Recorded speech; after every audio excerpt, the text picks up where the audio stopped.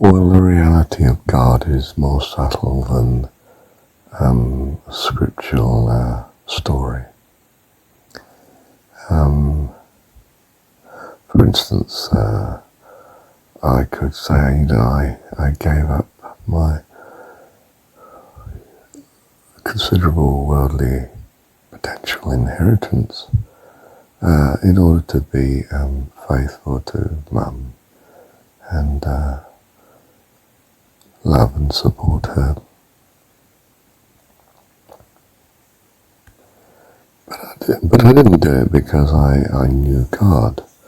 I was devoted to Mum, and it was the right thing to do, given my love of her. And of course Dad had been cast in the role of evil, bad, wrong, and as loving son I wanted to do the right thing and did. I think monotheism is simple outcome of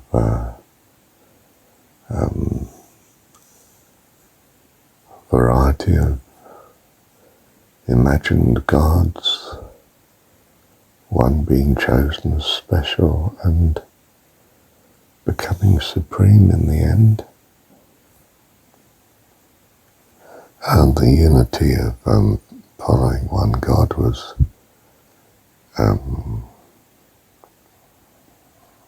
well, the classic case was Constantine, who is represented as recognizing that one emperor, one empire, one God was the way to go, and preferably the most acceptable God, whether it was the sun god or whether it was the Christian God, or perhaps the two could be blended together, and his money, the things that counted, I suppose, his validation, had a picture of his crosses that he accepted on one side for victory, which was, sign of the god of war. El's son, Yahweh, if you like, who's been allotted to look after Israel. Israel, the people, are his inheritance, are his people, his land, his dominion.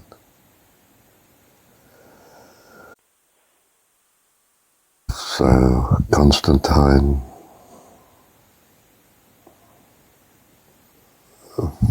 stumbles upon a unifying view of religion. And by more recent times I find that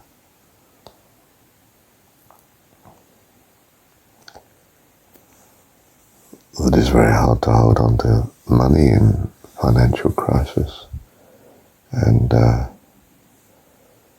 because of circumstances and marital breakup, I ended up with not enough money to effectively invest it in land. So what did I do? Well, the most sensible thing, I invested in people.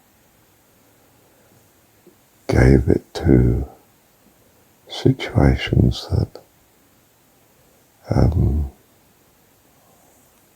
the unjust steward who let off his master's creditors lightly, and lined himself up some security for the future in the relationship that it buys with them.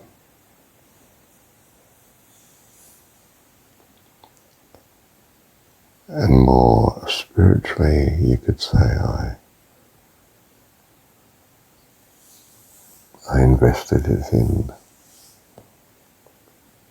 relationships rather than in goods or equities, and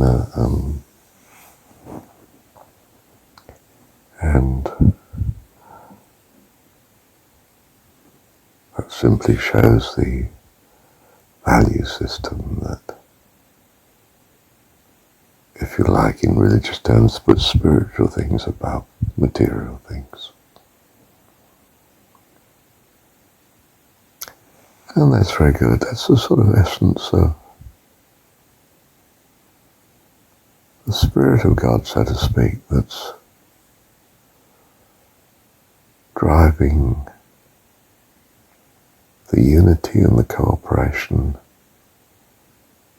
of thoughtful beings such that they overcome, and by their combined power, which is infinitely greater than the sum of the separate parts, creates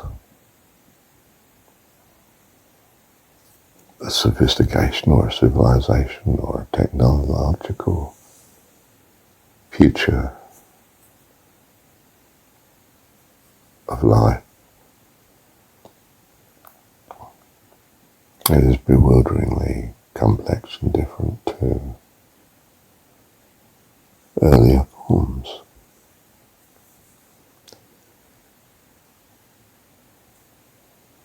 So the essence of God, the essence of, by the way, while I think of it, monotheism is not so combined to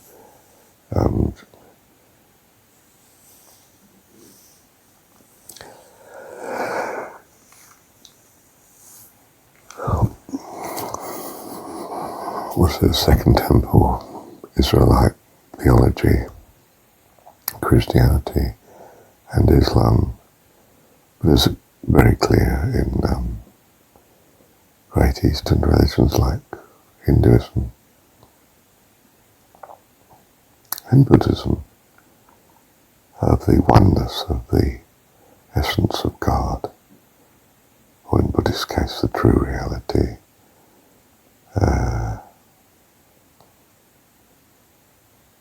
taken to extreme in Buddhism, where the oneness means that we're all simply part of this amazing complex of causation and interrelation of things that we identify as separate beings, but really is some basic oneness of all, some true reality. It's a monotheism that is greater than the concept of practiced religion, although of course it became a great religious practice that we recognize as the religion of Buddhism.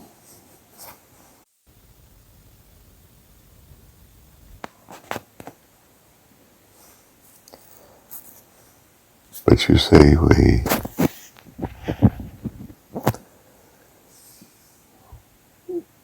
the true spirit, the true reality that we do in fact worship as opposed to have lip service to, is a belief in the necessity of oneness, necessity of unification, cooperation. Our whole ethics are about how to live cooperatively, successfully, as a community, a fellowship, a brotherhood, a single family, focused on one father, one leader, or one personification of all the good qualities that have provided for and rescued us. Wisdom and truth itself.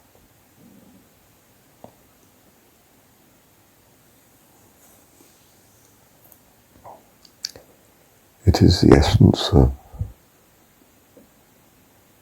what is behind the creation.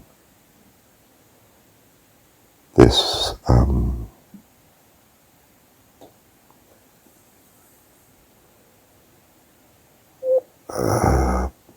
somewhere between, I don't know whether to say person, principle, spirit, or essence of creativity, life, survival, being as opposed to not being, which is the cooperation between otherwise separate parts, the unity, the cooperative unity, the successful interrelationship and support of all the parts.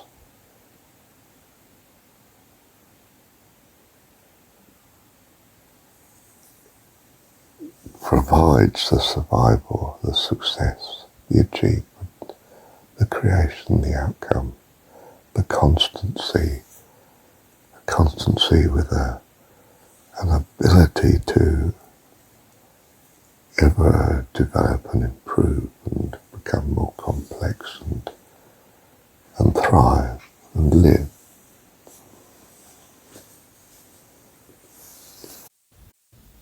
You know, I'm come that you might have life. And life is something of that. And death is the separation from the whole. We can't survive alone. Even the body is the survival of trillions of cells in some sort of amazing cooperation. So is an economy, of course, trillions of cells that cooperate together through some economic forces that successfully do that.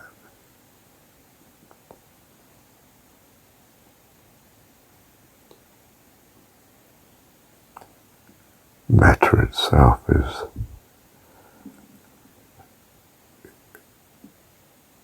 presents this incredible separateness, atoms, if you like, that nonetheless hold together with others.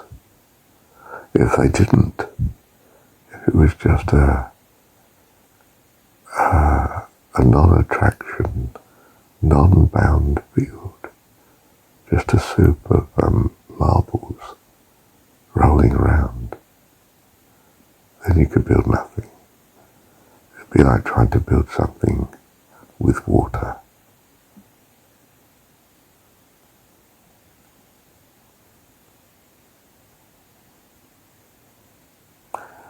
Doesn't have any binding strength between its parts, and therefore you can't make anything with it, is what I mean to say, I think.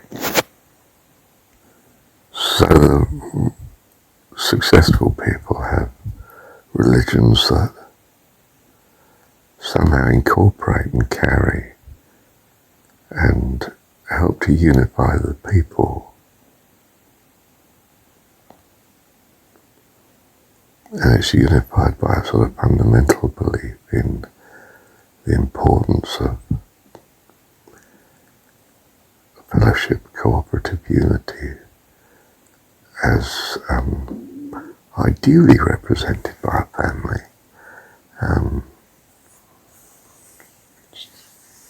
but in fact represented, like in the Joseph story, by a family that's dysfunctional, nearly murders some of itself out of jealousy and consequence of favoritism by Jacob.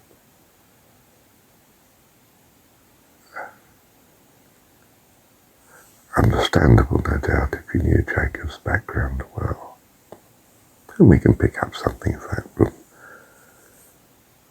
biblical type stuff. And whether the story is anything to do with history at all, it's reality, it's spiritual history, is seen to be paramount in the birth of a nation, in the justification of the culture, the religion, enshrines that.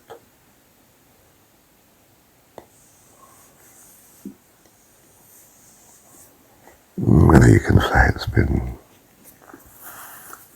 borrowed by other nations or other nations were necessarily of the same view, else they would not exist. They're of the same view of what we call ethics, which is something that is necessary to bind the people together to survive. And they survive against people that do not have such inclination and tendency.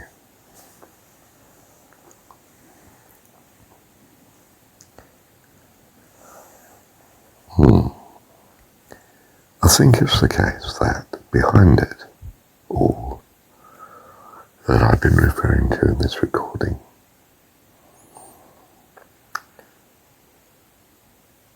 is something of the understanding of what a person is,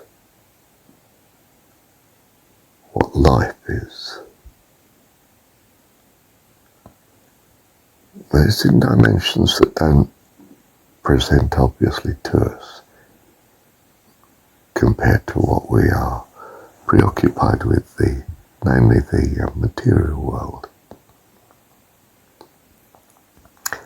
It's something much more what we imagine or try to grasp as the thought world, mental world, the dream situation of realities. And the principles and beliefs, or values rather, that are clearly necessary in successful living and in happy living. I mean,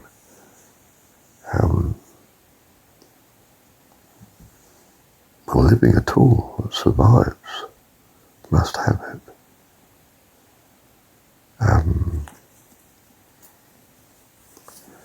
We don't understand what life is, what personhood is, and it's of that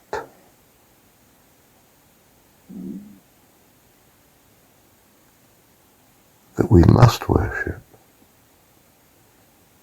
by definition, to survive, to be. If we weren't of that,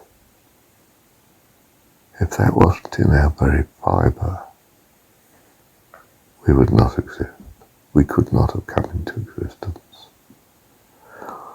In other words, there is this essence of personhood, of life eternal.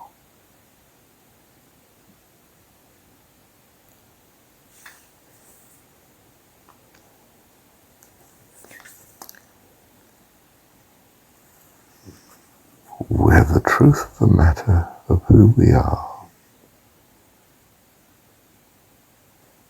what life is, and what thought is too,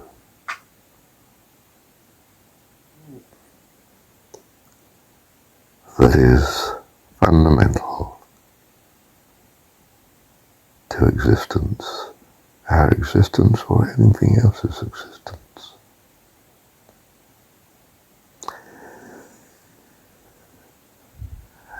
And we, at all levels, tap into that,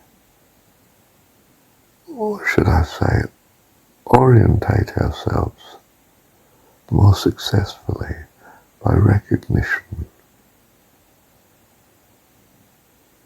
of such in terms of being Father, the very foundation from which we arise to be. So, simple religions that see God as the creator of all and sustainer, and possibly the destroyer in the case of the Hindu view, in order to have new life, that change, the destroyer is really to say change. Change is both a creation and a destruction, increasingly, of what was before. A new order implies the death of an old. You could say it changed gradually into it, but I die daily to achieve it, in part.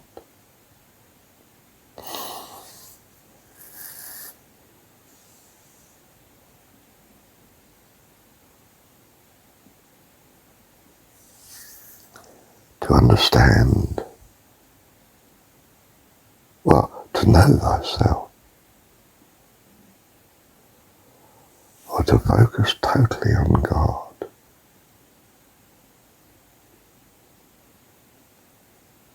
and that to know God is life eternal, or the truth will set you free into life.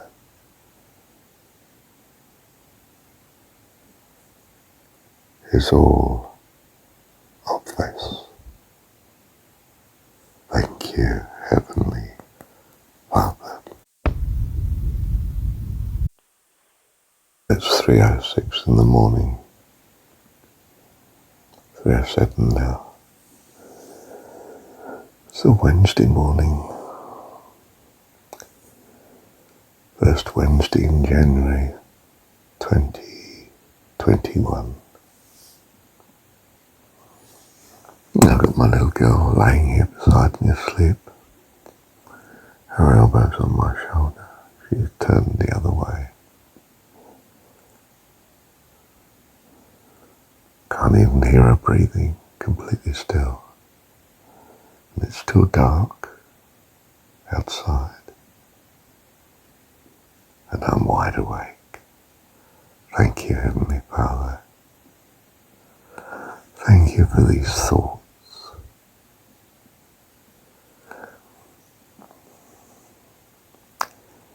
It's not that I can't imagine you. It's that I can't imagine myself. The reality of me behind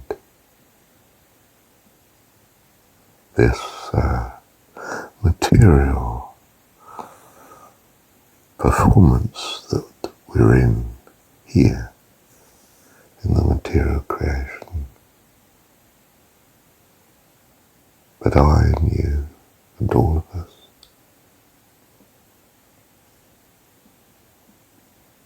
are that which is incredible beyond the manifestation here of the universe, and my goodness, that's pretty incredible itself. Love you, Father. And though I put it in this language with this symbology, in my childish way, I'm reaching out to a reality beyond my comprehension. At present, love you. Love you, Heavenly Father.